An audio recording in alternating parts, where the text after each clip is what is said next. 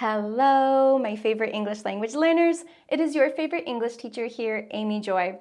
And if you are an intermediate to advanced English language learner, you have probably learned two main rules related to using the articles a, an, and the. And the first rule is to use the article a before a general noun. For example, watching a movie is a great way to relax. In this sentence, I don't have a specific noun in my mind. I am just talking about any movie in general. Rule number 2, use the before a specific noun that both the speaker and listener know about. For example, the movie Coco won an Oscar for Best Animated Film. In this sentence, I am referring to a specific movie, the movie Coco. But what if I say this? I saw a really good movie last night. In this sentence, I used the article a, which, as we see in Rule 1, is used for general nouns. But it is also a specific noun because I know the movie that I saw and it is specific. And this is where I really see my students get confused. So in this video, I am going to teach you a third super secret rule to using the articles a, an, and the correctly. And then after I teach you this rule, I will also review some common mistakes that I see my students make with these small yet significant words in English. So let's take a look at my third super secret rule. And the rule is this: use a or an before a specific noun that you have in your mind, but the person you are talking to does not know about it. For example, I saw a really good movie last night. I have a specific movie in my mind, but I know that the person I'm talking to does not know about it. So in this sentence, I'm going to use the article a. So if you are struggling to decide between a, an, and the, ask yourself this question: does the person I'm talking to know about the noun I am talking about? Does my audience know the noun I am referring to? So let's take a look at some examples. Number 1, a coffee shop is a good place to do work. Number 2, on Monday, I went to a coffee shop to do work. And 3, the coffee shop that I went to is on 38th Street. In sentence number 1, we can apply rule number 1. A coffee shop is a good place to do work. In this sentence, I am talking about any coffee shop. I am describing a class or group of something, but I don't have a specific coffee shop in my mind. So I'm going to use the article a. In sentence 2, on Monday, I went to a coffee shop to do work. I do have a specific coffee shop in my mind, but my audience doesn't know about it yet. So in this case, the noun is specific, but it is not specific or known to my audience. And this is when we apply rule number 3. Use a or an to a specific noun that you know about that your audience does not. And in sentence 3, the coffee shop that I went to is on 38th Street. Since I already introduced the coffee shop in sentence 2, now this is shared knowledge and the listener knows the coffee shop that I am referring to. So in this sentence, we can apply rule number 2, use the to a specific noun that both the speaker and listener know about. Let's take a look at 3 more. Number 1, writing an essay in your second language can be very challenging. In my history class, I wrote an essay on World War II. And 3, Professor, how many words does the essay have to be? In sentence 1, we can apply rule number 1. In this sentence, I don't have a specific essay in my mind. I am just talking about any essay. I am referring to essays in general as a classification for something, as a group. So in this sentence, I will use the article an.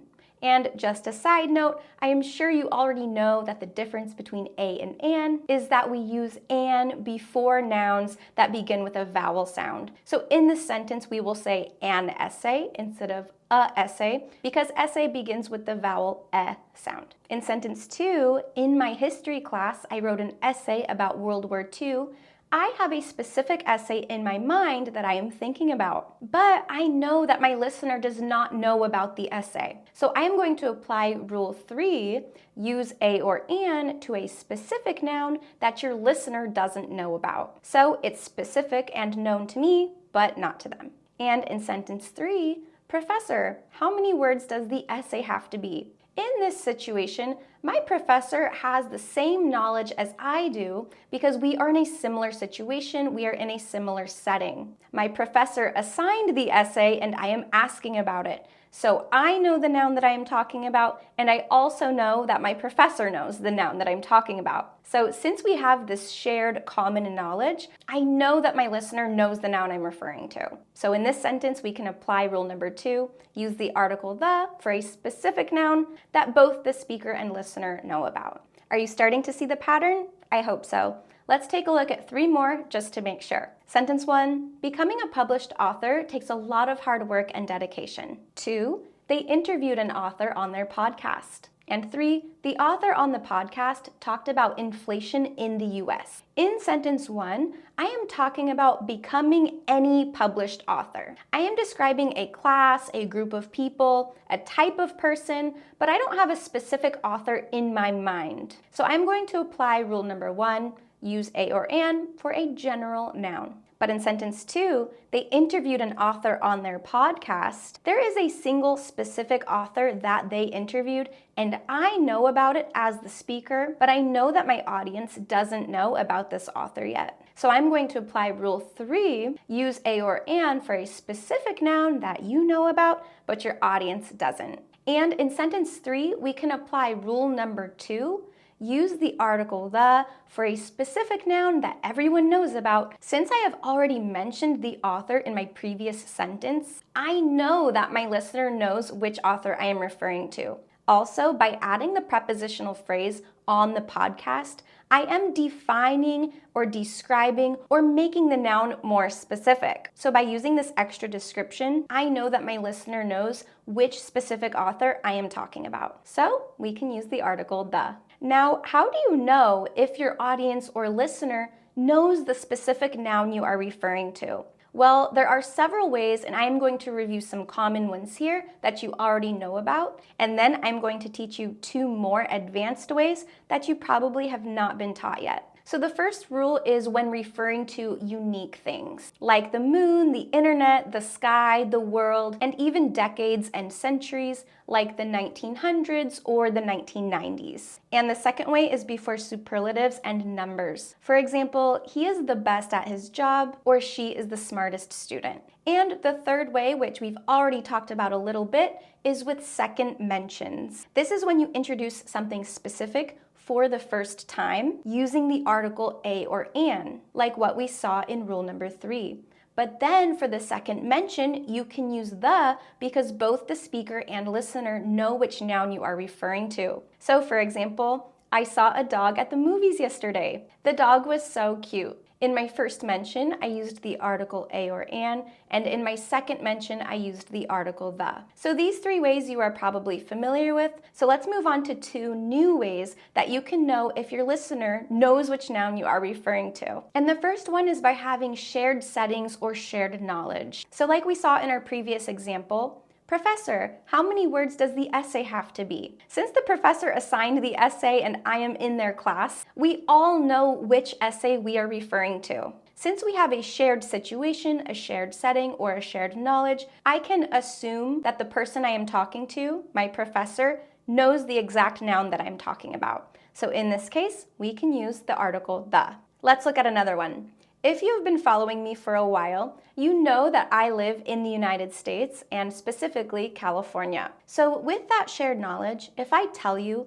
the president recently visited California, I know that you will understand this to mean President Biden and not a president from another country. So since I know that my audience knows where I live and we have this shared situation, this shared setting, this shared knowledge, I can assume that you will understand which president I am referring to. And one more example, imagine that you are in a class and for homework, everyone was assigned to read an article. If your teacher asks you, what was the reading about? You can say, the author mentions 3 causes of inflation. Since you are all in the same classroom and you all read the same article, you all have shared knowledge and a shared understanding of which specific author you are referring to. So in this case, it wouldn't make sense for you to say, an author mentions 3 causes of inflation, because everybody knows which specific author you are referring to. So if you have a shared setting, a shared situation, or shared knowledge with a group of people or another person, then you can safely use the article the because everybody knows which specific noun you are talking about. Now, one last way you can know if your audience knows the noun you are referring to is by adding extra descriptions after the noun.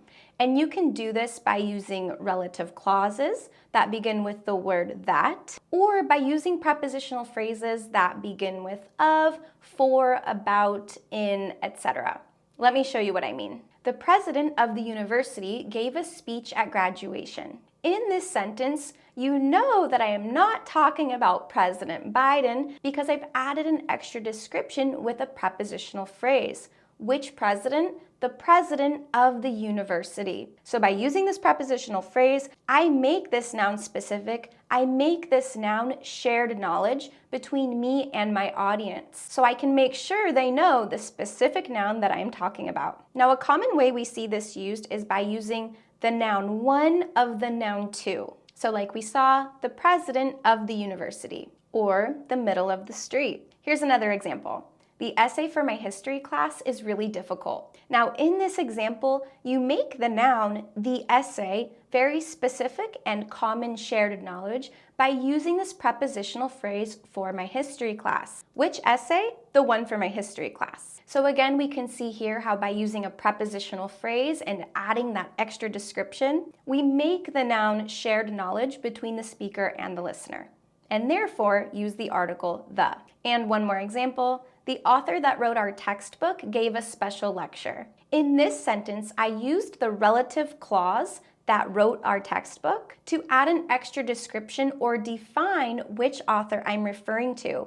And by using this extra description or this extra clause, I make sure that my listener knows the specific noun that I am referring to. Okay, I know that is a lot of information to take in, so let's quickly review everything we've learned today and then review some common mistakes that I see my students make. Rule number 1, use the article a or an before a general noun or when you are classifying something and you don't have a specific noun in your mind. For example, watching a movie is a great way to relax. I don't have a specific movie in my mind. I am just talking about all movies in general. Rule number 2, use the before a specific noun that both the speaker and listener know about. For example, the movie Coco won an Oscar for Best Animated Film. And our new rule, rule number 3, use a or an before a specific noun that you know about and that you have in your mind, but the person you are talking to does not know about it. For example, I saw a really good movie last night.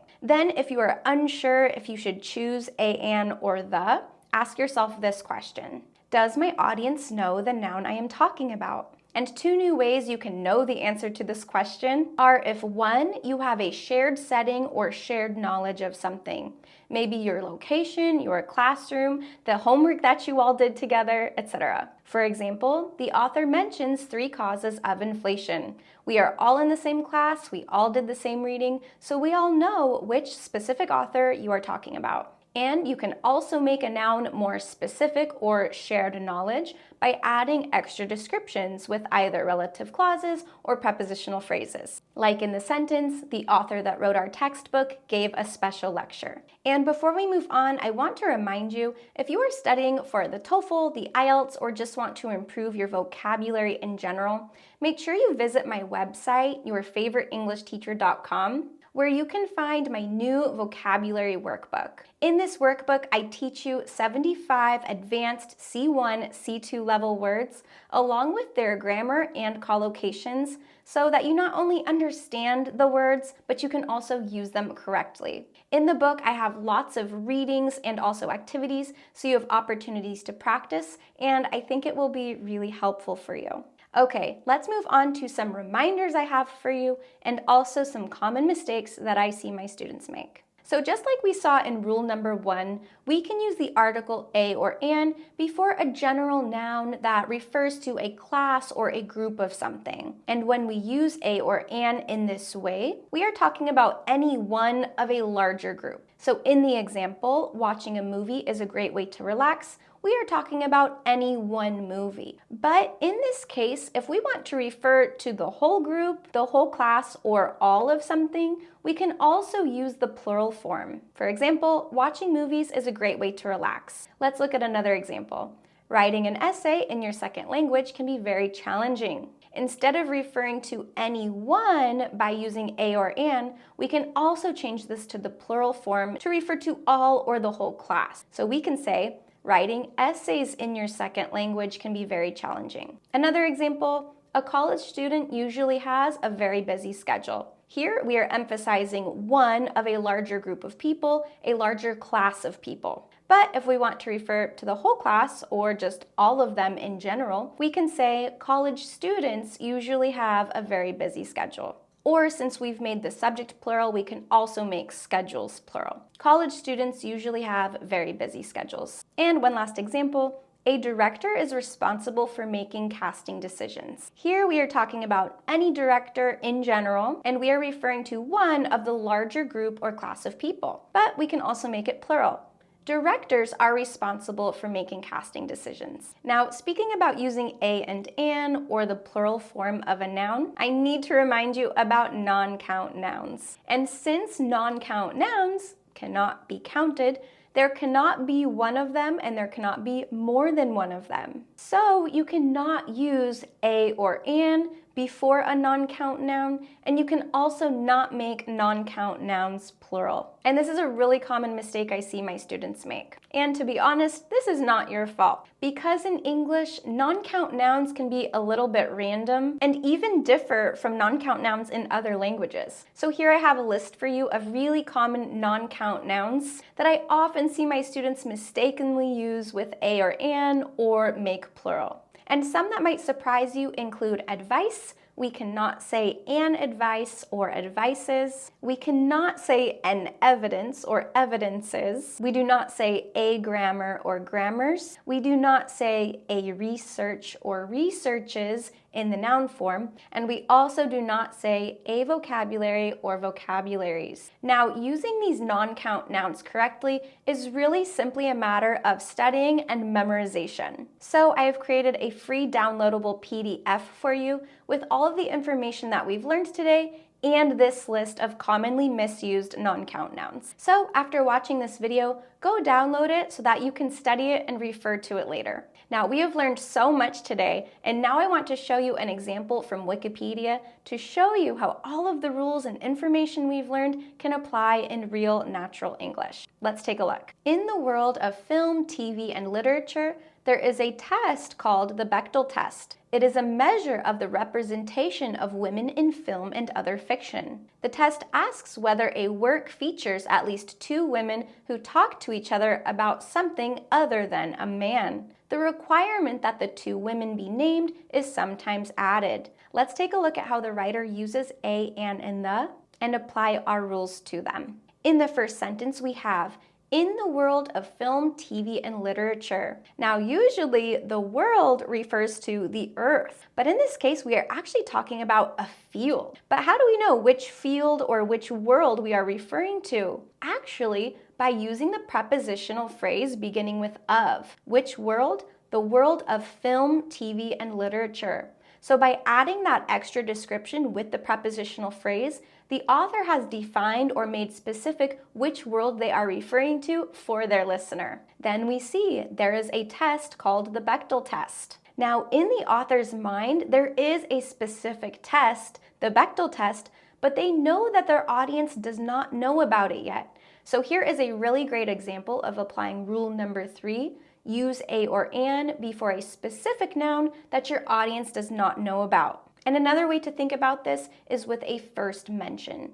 This is the first mention of the Bechdel test, and so we are going to use the article a before it. And then we have a unique test with its specific name, and so we are going to use the article the before it, the Bechdel test. And then we see it is a measure of the representation of women. In this sentence, we are referring to one measure of many, one of a larger group, one of a general noun. So here we can apply rule number 1, use the article a or an before a general noun. Then we see the representation of women. Which type of representation? The representation of women. And since we have that prepositional phrase after it, we have defined it for our listener so we can use the article the before it. Then in the next sentence, we see the test asks whether a work features at least two women. Here we have a second mention of the test. The audience knows which test is being referred to, the Bechdel test. And then we see the noun a work. This is referring to any work in general.